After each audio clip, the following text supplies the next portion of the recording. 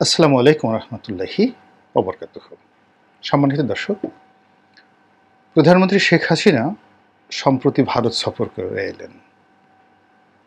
নরেন্দ্র মোদীর তৃতীয় মেয়াদে যে শপথ গ্রহণ অনুষ্ঠান প্রধানমন্ত্রী হিসাবে, সে অনুষ্ঠানে আমন্ত্রিত অতিথিদের মধ্যে বাংলাদেশের প্রধানমন্ত্রী শেখ হাসিনাও ছিলেন।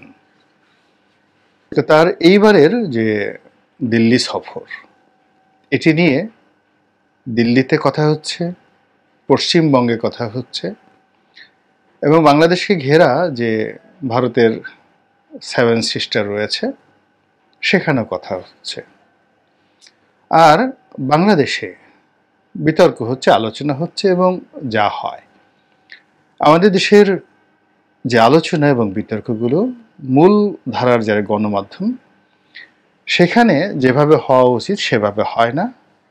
একইভাবে আবার সামাজিক মাধ্যমে প্রধানমন্ত্রীকে কেন্দ্র করে বা রাজনীতিকে কেন্দ্র করে আওয়ামী লীগের পক্ষে বিপক্ষে, বিএনপির পক্ষে বিপক্ষে যেভাবে হওয়া উচিত আসলে চুলচেরা ওভাবে বিশ্লেষণ না হয়ে অনেকটা নির্দয়, অনেকটা নির্মম, অনেকটা নিষ্ঠুরভাবে আলোচনা হয়।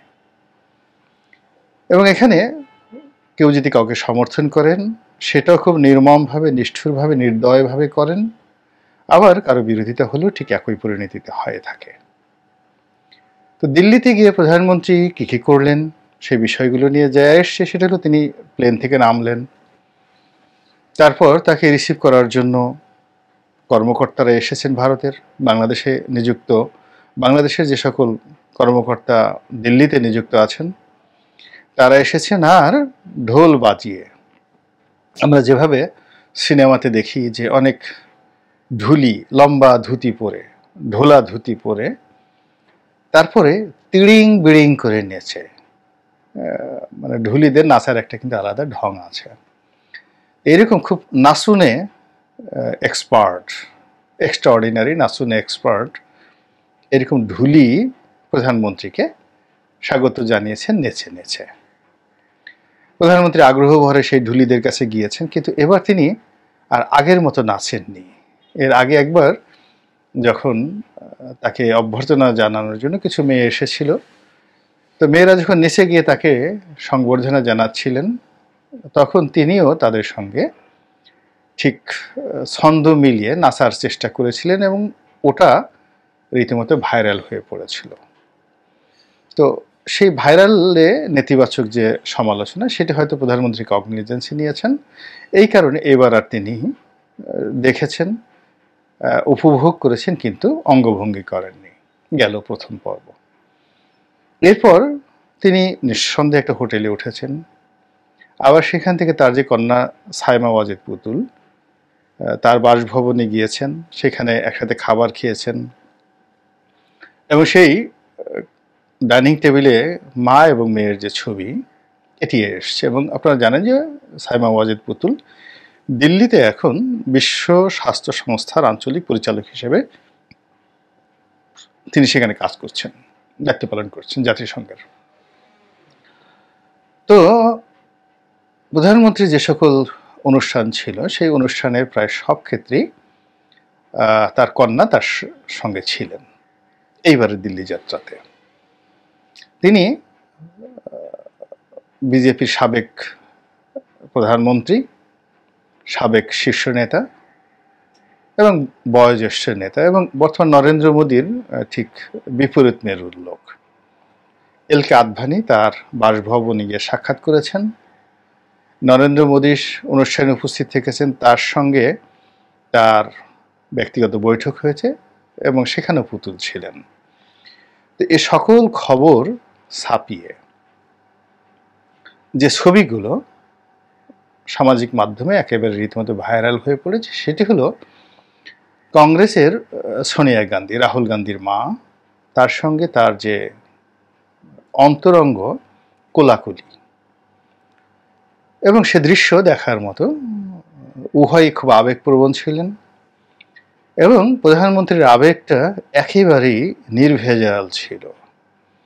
এবং যেহেতু প্রধানমন্ত্রী যথেষ্ট বয়স হয়েছে, তো তিনি যেভাবে ছবিটা তোলা হয়েছে তাতে তার আবেগটা, তার যে ঠোঁট এবং তার নাক, এই দুটোর যে অভিব্যক্তি এর মাধ্যমে যেভাবে ফুটে উঠেছে, ওরকম দৃশ্য আমি আর কখনো প্রধানমন্ত্রীর কোনো ফটো সেশনে দেখিনি।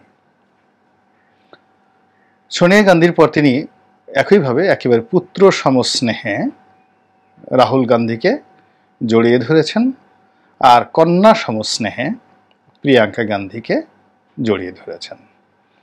এবং সোনিয়া গান্ধী, রাহুল গান্ধী এবং প্রিয়াঙ্কা গান্ধী, এই তিনজনের যে মুখভঙ্গি, তাদের যে চোখের ইঙ্গিত এবং ইশারা এবং বডি ল্যাঙ্গুয়েজ, সব মিলিয়ে মনে হচ্ছে যে প্রধানমন্ত্রী শেখ হাসিনা এবং বাকি যারা আছেন তারা সবাই একই পরিবারের সদস্য। তাদের যে আত্মার সম্পর্ক, এটা হরিহরাত্মার সম্পর্ক, যে সম্পর্ক কোনো অবস্থাতেই ম্লান বা মলিন হওয়ার নয়। এখন এটি নিয়ে খুব হিসাব করা হচ্ছে। প্রথমত, যে নরেন্দ্র মোদী এবং রাহুল গান্ধীর সঙ্গে আসলে অহিনকুল সম্পর্ক। তো এখন যেহেতু সবাই জানে যে নরেন্দ্র মোদীর সঙ্গে প্রধানমন্ত্রী ভালো সম্পর্ক, এবং রাজনীতিতে ঈর্ষাটা খুব বেশি, হিংসাটা খুব বেশি, এবং এখানে কেউ কাউকে বিশ্বাস করতে চায় না, কেউ কাউকে ছাড় দিতে চায় না। আপনি যদি আপনার রাজনৈতিক প্রতিপক্ষের সঙ্গে আপনার আপনজন, এমনকি আপনার স্ত্রী, পুত্র, সন্তান, তাদেরকেও দেখেন খুব ভালো ব্যবহার করার জন্য, এটি আপনার মনে সন্দেহ সৃষ্টি করবে, এবং এটাই রাজনীতির সঙ্গত ভাষা। এবং একটা চিরাচরিত কথা আছে যে তোমার শত্রুর সঙ্গে যার বন্ধুত্ব রয়েছে সে কখনোই তোমার বন্ধু হতে পারে না। তো সেই কারণে ভারতে আলোচনা হচ্ছে, বাংলাদেশেও আলোচনা হচ্ছে যে সম্পূর্ণ বিপরীত মেরুর অহিনুকুল সম্পর্কের দুটো রাজনৈতিক সংগঠন, বিজেপি এবং কংগ্রেস। তো প্রধানমন্ত্রী সবকিছু জানা সত্ত্বেও এই একই সঙ্গে প্রকাশ্যে এই দুটো সংগঠনের সঙ্গে বৈঠক করলেন কেন? আবার সোনিয়া গান্ধীর সঙ্গে যে বৈঠক, সেই বৈঠকের মাধ্যমে তিনি নরেন্দ্র মোদীকে কি কোনো বার্তা দিলেন, বা নরেন্দ্র মোদীর সঙ্গে তার যে আন্তরিকতা সেটা নিয়ে তিনি কি সোনিয়া গান্ধীদেরকে কোনো বার্তা দিলেন? অথবা কেন তিনি এলকে আদভানির সঙ্গে দেখা করতে গেলেন? তিনি তো এই মুহূর্তে ভারতীয় রাজনীতিতে ওরকম কোনো গুরুত্বপূর্ণ ব্যক্তি নন, বরং মোদীর সমালোচক হিসেবে, মোদীর প্রতিপক্ষ হিসেবে এলকে আদভানি যথেষ্ট বর্তমান যারা শাসক গোষ্ঠী তাদের রোষের শিকার। বাংলাদেশে যেভাবে এখন ডক্টর ইউনূস আছেন, ঠিক ওইভাবে বিজেপির কাছে ডক্টর ইউনূসের মতোই এলকে আদভানির অবস্থান। একইভাবে ডক্টর সুব্রমণিয়াম স্বামী, এরকম অনেকে আছেন যারা খুব বড় বিজেপি নেতা, কিন্তু নরেন্দ্র মোদীর সাথে সম্পর্ক ভালো না। কিন্তু প্রধানমন্ত্রী এরকম এলকে আদভানির সঙ্গে কেন দেখা করলেন? এই প্রশ্নগুলো সবাই আলোচনা করার চেষ্টা করছে। তো যে যার মতো করে ব্যাখ্যা দিচ্ছে। কেউ বলার চেষ্টা করছে যে প্রধানমন্ত্রী আসলে নরেন্দ্র মোদীর যে রাজনৈতিক ভবিষ্যৎ, এই ভবিষ্যৎটা নিয়ে তিনি শতভাগ নিশ্চিত নন। আবার একই সঙ্গে রাহুল গান্ধীর সঙ্গে তার যে পারিবারিক সম্পর্ক, সোনিয়া গান্ধীর সাথে পারিবারিক সম্পর্ক, এটির একটি যাকে বলা হয় পুনরায় বন্ধনও তার জন্য খুব জরুরি ছিল। দ্বিতীয়ত, ভারতের যে টলটলায়মান অনিশ্চিত রাজনীতি, এটি এখন 1996 পর্যায়ে চলে যাওয়ার মতো অবস্থায় হয়েছে, যখন অনেকগুলো প্রধানমন্ত্রী, সেই ভিপি সিং, আইকে গুজরাল, দেবগৌড়া এবং এই অটল বিহারী বাজপেয়ী সরকারের পতনের পরে কিন্তু এইভাবে কোয়ালিশন সরকারে একটার পর একটা নতুন প্রধানমন্ত্রী ভারত পেয়েছিল। তো এখনও এইবারও ঠিক এইরকম একটি অবস্থার সৃষ্টি হয়েছে, এবং তাই যদি হয় 96-তে ভারতকে যে পরিণতি ভোগ করতে হয়েছে তার চেয়ে অনেক জঘন্য পরিণতি ভোগ করতে হবে বিজেপি এবং তাদের যারা অলিগার্সি নিয়ে রয়েছে তাদেরকে, দেশে এবং দেশের বাইরে। এর কারণ হলো গত 10টি বছরে অর্থনৈতিক ক্ষেত্রে, কূটনীতির ক্ষেত্রে, রাজনীতির ক্ষেত্রে নরেন্দ্র মোদী যে বিভেদ এবং বিসংবাদ সৃষ্টি করেছেন, এর ফলে তার যদি রাজনৈতিকভাবে পতন হয় বা তিনি ব্যাকফুটেজে চলে যান, তাহলে এটির যে প্রতিহিংসা, সেই প্রতিহিংসা খুব মারাত্মক। তো সেই প্রতিহিংসার রাজনীতির যে খপ্পর, তার থেকে বাংলাদেশকে মুক্ত করার জন্য বা নিজে মুক্ত থাকার জন্য তিনি হয়তো ভারতের সকল পক্ষের সঙ্গে এটি চমৎকার তার যে সম্পর্ক রয়েছে এবং কারোর সঙ্গেই যে তার বিরোধপূর্ণ সম্পর্ক নেই এবং তার দরজা, প্রধানমন্ত্রীর দরজা সকলের জন্য খোলা এবং তাদের দরজা প্রধানমন্ত্রীর জন্য খোলা। এই জন্য তিনি সকল পক্ষের সঙ্গে যোগাযোগ করেছেন। এটি একেবারে নিপাট ভদ্রলোকের কথা। কেউ কেউ বলার চেষ্টা করছেন যে সোনিয়া গান্ধী, রাহুল গান্ধী, কংগ্রেস আবার ক্ষমতা আসতে পারে কোয়ালিশন সরকারের মাধ্যমে। সেক্ষেত্রে এই গত 10 বছরে নরেন্দ্র মোদীর সঙ্গে প্রধানমন্ত্রী শেখ হাসিনার যে দহরম মহরম এটি যেন কোনো মতে বাধা হয়ে না দাঁড়ায়, এজন্য বাংলাদেশের পক্ষ থেকে কূটনৈতিকভাবে আলাপ আলোচনা করে তারপরে অনেক কাঠখড় পুড়িয়ে প্রধানমন্ত্রীর যে হোটেল রয়েছে, হোটেল স্যুট, সেখানে এই 3 জনকে অত্যন্ত মর্যাদা দিয়ে, সম্মান দিয়ে, আদর করে আনা হয়েছে। এবং প্রধানমন্ত্রী তার যে স্বভাবসুলভ মাতৃত্ব রয়েছে, ভ্রাতৃত্ব রয়েছে, তার যে হসপিটালিটি রয়েছে, মানুষকে আপ্যায়ন করার তার যে অসাধারণ ক্ষমতা রয়েছে, সেই ক্ষমতা প্রয়োগ করে তিনি যেভাবে ছবি তুলেছেন, তাদেরকে যেভাবে আলিঙ্গন করেছেন, এটি যারা পায় সঙ্গত কারণে তাদেরকে ওইভাবেই রেসপন্ড করতে হয়, মনে যত রাগই থাকুক না কেন।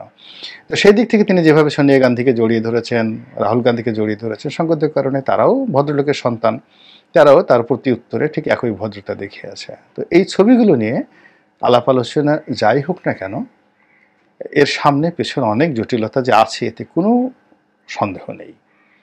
এবং এই সফরে বহুমাত্রিক এই যে প্রধানমন্ত্রীর যে যোগাযোগ, এটি যেমন ইতিবাচক দিক রয়েছে, অনেক অনেক নেতিবাচক দিক রয়েছে, যেটি অনাগত দিনে আওয়ামী লীগের জন্য বুমেরাং হতে পারে, এমনকি নরেন্দ্র মোদী, এমনকি কংগ্রেসের জন্য বুমেরাং হতে পারে। তো রাজনীতি একটি চলমান প্রক্রিয়া, এখানে অনেক কিছু ঘটে, অনেক কিছু মেলানো যায়, অনেক কিছু মেলানো যায় না। প্রধানমন্ত্রীর এই সফর নিয়েও তেমনি সব কিছু এই মুহূর্তে মেলানো যাবে না। আল্লাহ আমাদের সবাইকে হেদায়েত দান করুন এবং হেফাজত করুন। আসসালামু আলাইকুম রহমতুল্লাহি ওয়া বারাকাতুহু।